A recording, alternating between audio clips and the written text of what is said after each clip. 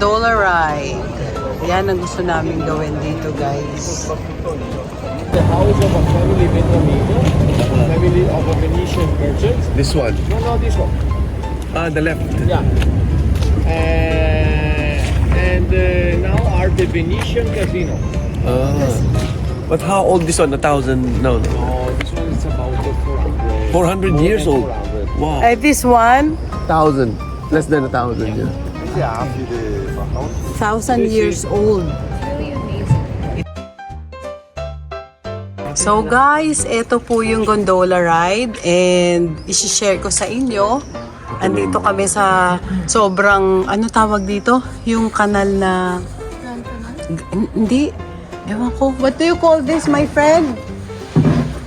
This one it's a small channels. Aha, small channel. Small channels, and this area it's Santa Croce district.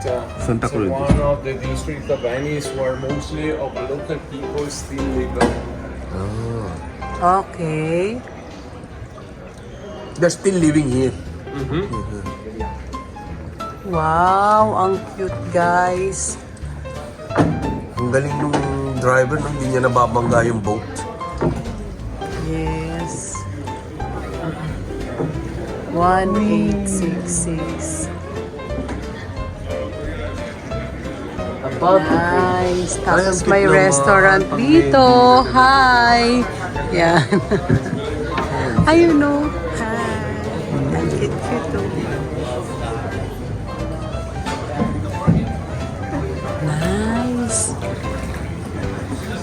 Ayaw, Ramon, no? May jet. Huh? Chef? Yeah. Jet fighter. What? Jet fighter. Ayun, no? Sa pinakataas. Wow, ang galing Yeah, I don't think it's naman.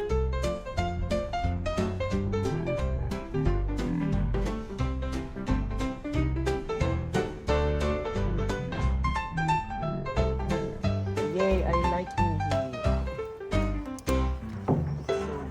Dito ba si Luca? Si Luca Paguro. Oh, may wolf. What? Yay, I'm enjoying this. Nice, ang ganda talaga. So, 30 minutes to, no, tatay?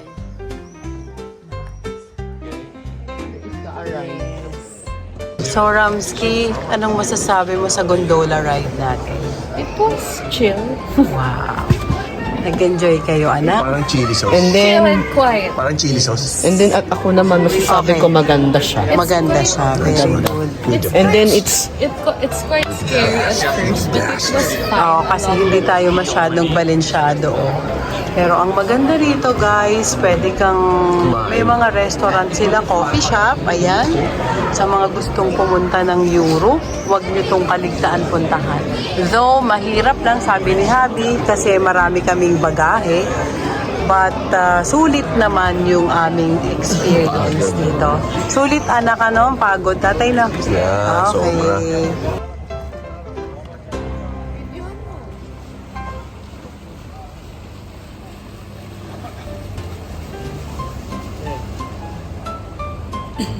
Just finished eating dinner, guys.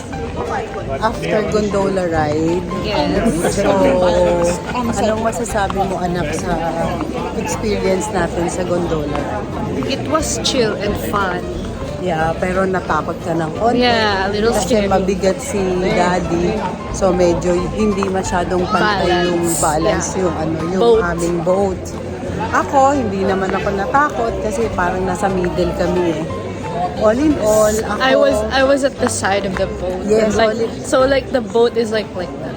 And I'm at the tip or like the edge of the boat. So it was quite scary. Pero ako, talagang masaya yung experience sa gondola ride. Siyempre, once in a lifetime yan. Hindi Yes. na, kumbaga parang hindi Yan, mo nakakalimutan. matagal kung gusto mong bumalik. Kailangan mo ng, Yes. siyempre, malayo. So, kailangan mo ng budget, kailangan mo ng lakas para makabalik ka ulit dito sa Italy. So, yun ang experience namin sa gondola ride. Kaya mga ka-Lawrence Kitchen, sa mga gustong mag-tour dito, mag-enjoy kayo. Huwag niyong i-skipin yung gondola ride or pumunta dito sa Venice, Venetia. Diba na? Thank you. See you in the next one. Yes. Bye-bye. Bye-bye.